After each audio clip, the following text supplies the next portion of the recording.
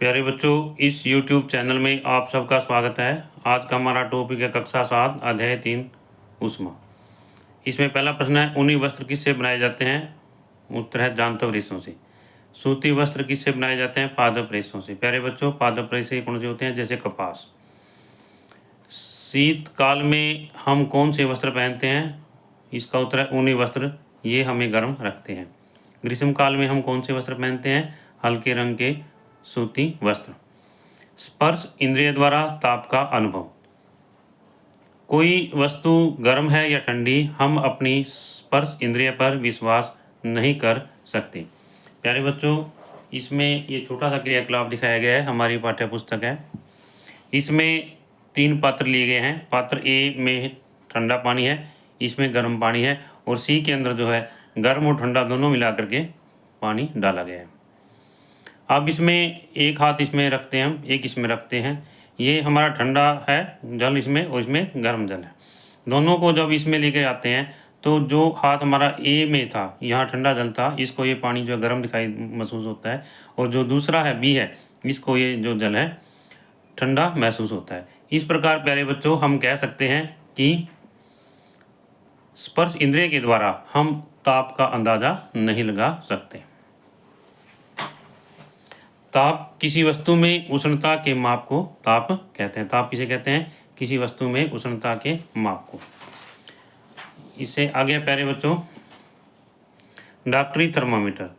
जिस तापमापी से हम अपने शरीर के ताप को मापते हैं उसे डॉक्टरी थर्मामीटर कहते हैं। प्यारे बच्चों, डॉक्टरी थर्मामीटर आपने देखा भी होगा।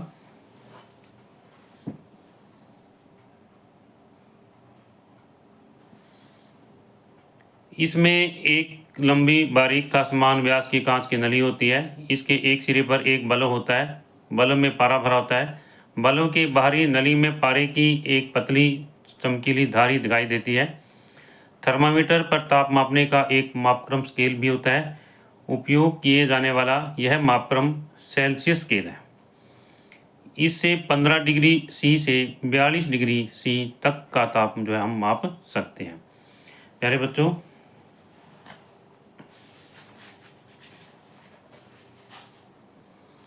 यहाँ पर ये डॉक्टरी थर्मामीटर है, और इसमें ये कांच की एक लंबी नली है इसमें, और ये बल्ब है इसका, और ये एक बारीक सी जो है हमें चमकीली धारी दिखाई देती है इसमें। और प्यारे बच्चों, इसमें 35 डिग्री सी से 42 डिग्री सी तक के निशान लगे होते हैं, और डिग्री फ़ारेनहाइट भी स्केल भी इस पे होती है।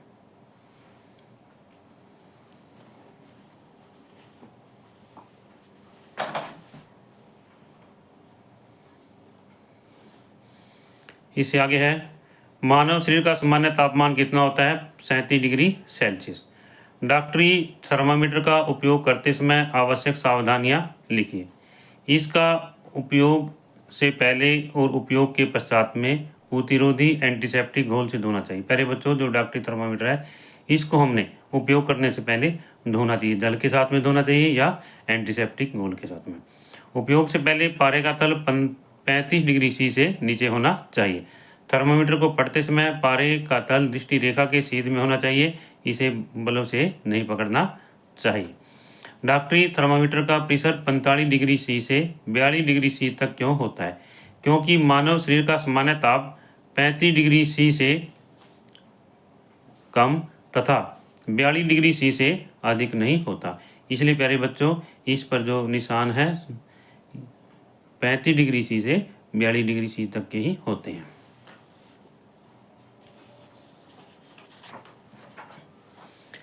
इससे आगे है प्रयोगशाला तापमापी।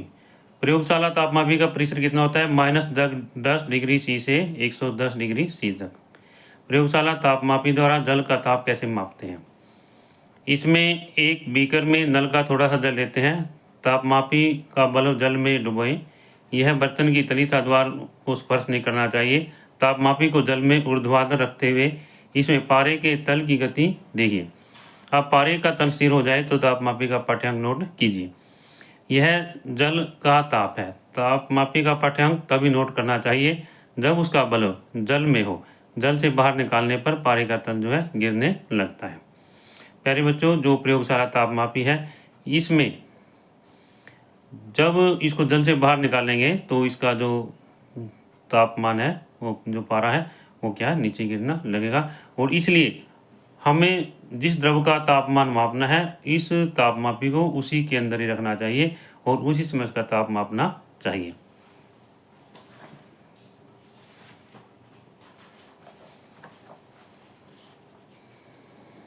प्यारे बच्चों, इसमें ये दिखाया गया है जल का ताप कैसे मापते हैं इसके द्वारा।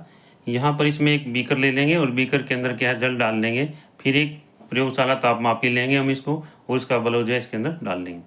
थोड़ी देर के लिए हम इसको स्थिर रखेंगे, इसको ऊर्ध्वाधर सीधा भी रखेंगे, और थोड़ी देर के लिए हम इसको स्थिर रखेंगे। जब पारे का तल इसके अंदर स्थिर हो जाता है तो इसका पाठ्यांक हम नोट कर लेंगे, और वही तापमान जो है इस जल का तापमान होगा।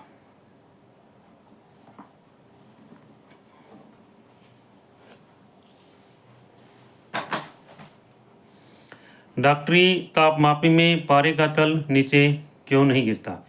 इस में बल्ब के पास विभंग होता है, या किंक भी कहते हैं इसको। यह पारे के तल को अपने आप नीचे गिरने से रोकता है। प्यारे बच्चों, ये डॉक्टरी थर्मामीटर दिखाया गया है, और इसमें यहाँ पर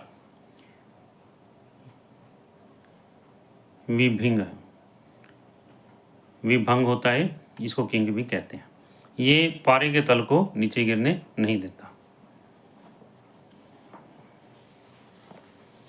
अंकीय तापमापी डिजिटल थर्मामीटर, इसमें पारे का उपयोग नहीं होता। इसमें क्या है, इसको डिजिटल थर्मामीटर भी कहते हैं, और इसमें ये डिजिटल थर्मामीटर यहाँ दिखाया गया है। प्यारे बच्चों, इसके अंदर पारे का उपयोग नहीं किया जाता।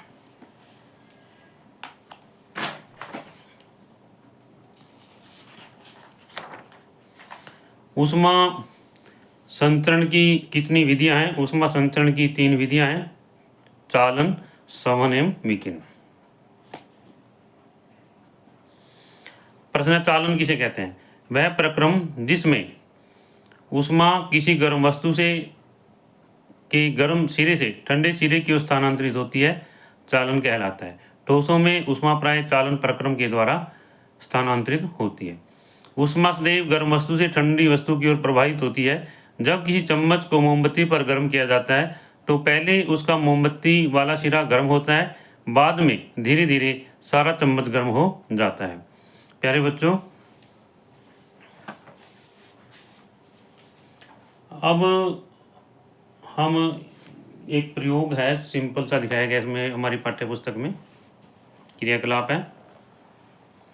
जैसे क्या है, इसमें एक धातु की छड़ ली, इसके ऊपर मोम जो है चिपका दिया गया है, और 2 ईंटों के बीच में, स्टैंड के बीच में इसको रख सकते हैं हम।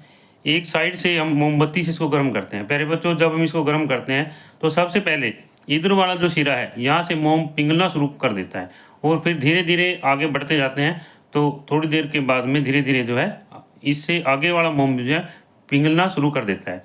इसका भावार्थ क्या है कि मोमबत्ती जब हम गर्म करते हैं, सबसे पहले ये सिरा गर्म होता है, और फिर चालन के द्वारा धीरे धीरे जो छड़ है उसका दूसरा बाकी हिस्सा भी गर्म होने लग जाता है।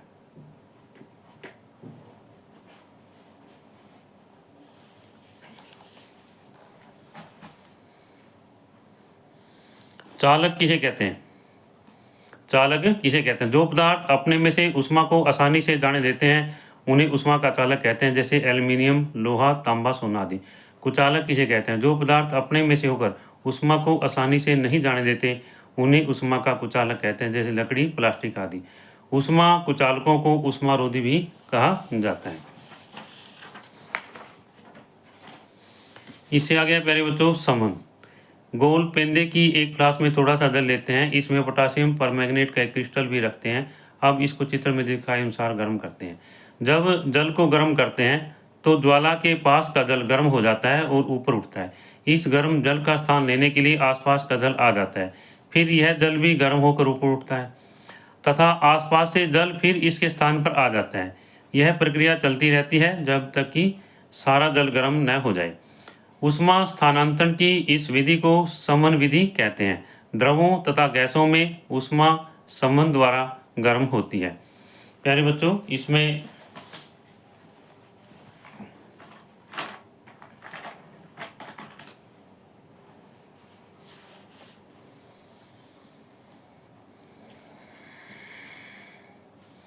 ये स्टैंड दिखाया गया है यहाँ पर, और ये इसमें गोल पेंदे वाली एक फ्लास्क है। इसमें हम जल लेते हैं और एक पोटासियम परमैंगनेट का एक कण इसमें डाल देते हैं। पोटासियम परमैंगनेट का कण इसलिए डालते हैं ताकि हमें ये पता चल जाता है इससे भी कौन सा जल जो है सबसे पहले गर्म होता है। प्यारे बच्चों, इस संवहन विधि के द्वारा जल सबसे पहले यहाँ वाला जल गर्म होता है और ये ऊपर उठता है। जब ये ऊपर उठेगा तो इसका आसपास का जो ठंडा जल है इसका स्थान लेने के लिए आ जाता है। फिर दोबारा फिर ये गर्म हो जाता है और ऊपर उठता है, और जो ठंडा जल जो ऊपर से नीचे आ जाता है। इस तरह से जल जो है संवहन विधि के द्वारा गर्म होता है। इसको हम संवहन विधि भी कहते हैं।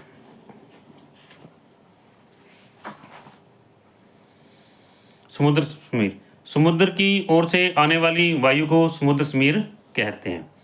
दिन के समय स्थल जल की अपेक्षा शीघ्र गर्म हो जाता है। वायु गर्म होकर ऊपर उठती है तथा उसका स्थान लेने के लिए समुद्र की ओर से ठंडी वायु स्थल की ओर बहती है। थल समीर, रात्रि के समय समुद्र का जल धीमी गति से ठंडा होता है और स्थल के ऊपर की वायु जल्दी ठंडी हो जाती है, इसलिए ठंडी वायु समुद्र की ओर बहती है। इसे थल समीर कहते हैं। प्यारे बच्चों, इसमें देखिए एक बार क्या है, ये समुद्र समीर है। इसमें समुद्र जो है की तरफ से वायु बहती है। समुद्र रात को देर में ठंडा हो जाता है और जो स्थल है वो जल्दी ठंडा हो जाता है, इसलिए यहाँ वायु दबाव कम होता है। गर्म होकर के वायु ऊपर उठती है और इसका स्थान लेने के लिए समुद्र की तरफ से वायु आ जाती है। इसे समुद्र समीर कहते हैं। इससे आगे प्यारे बच्चों थल समीर। थल समीर में क्या है कि थल जो है जल्दी ठंडा हो जाता है, समुद्र जो है देर में जो है ठंडा होता है, तो इसलिए थल से समुद्र की तरफ जो है वायु बहती है।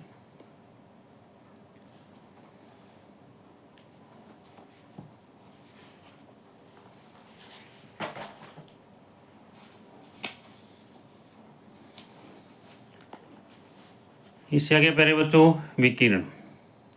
इसमें ऊष्मा स्थानांतरण के लिए माध्यम की आवश्यकता नहीं होती। सूर्य से हम ऊष्मा विकिरण के द्वारा पहुंचती है।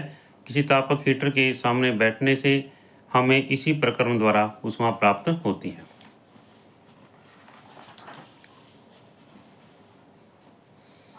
काले पृष्ठ के बर्तन ऊष्मा को अधिक अवशोषित करते हैं, जबकि सफेद पृष्ठ के बर्तन ऊष्मा को कम अवशोषित करते हैं। अरे बच्चों, हमने ये दो पात्र लिए हैं। इनमें एक का पृष्ठ काला है, दूसरा जो है चमकदार है, सफ़ेद है। दोनों में जल रख देते हैं और कुछ समय के बाद में धूप में रखने के बाद में इनका तापमान नोट करते हैं। हम पाते हैं कि जो काला पृष्ठ वाला बर्तन है उसमें जल का तापमान ज़्यादा होता है और इसमें कम होता है।